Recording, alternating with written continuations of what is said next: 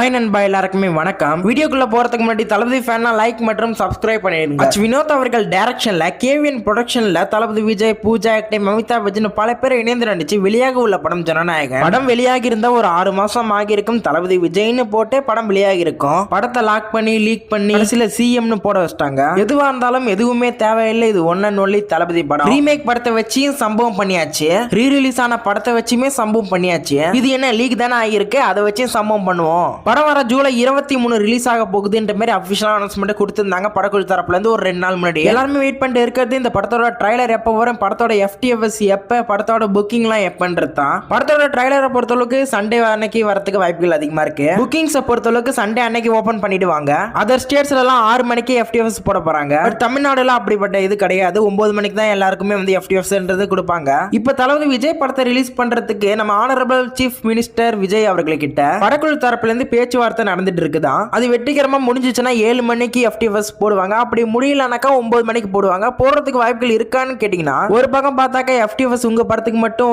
7 மணிக்கா அப்படின்ற மாதிரி கேட்பாங்க. இன்னொரு பக்கம் இந்த படம் லீக் ஆகிருக்கு, அதனால FTFS 7 மணிக்கு கொடுக்கலான்ற மாதிரி முடிவு பண்ணலாம். படத்தோட FTFS 7 மணிக்கெல்லாம் கொடுத்தாங்கன்னா ஃபர்ஸ்ட் டேல கலெக்ஷன் வேற மாதிரி இருக்கும், கொடுக்கலனாலும் வேற மாதிரி தான் இருக்கும். உங்களுடைய கெஸ்ஸை கமெண்ட் பண்ணுங்க. எத்தனை கோடி வந்து ஃபர்ஸ்ட் டேல கலெக்ஷன் ஆகுன்ற மாதிரி, படத்துக்கு எப்போ போறீங்கன்றதையும் கமெண்ட்ல சொல்லுங்க. வீடியோவுக்கு லைக் அண்ட் ஷேர் பண்ணுங்க, சப்ஸ்கிரைப் பண்ணுங்க. Bye friends.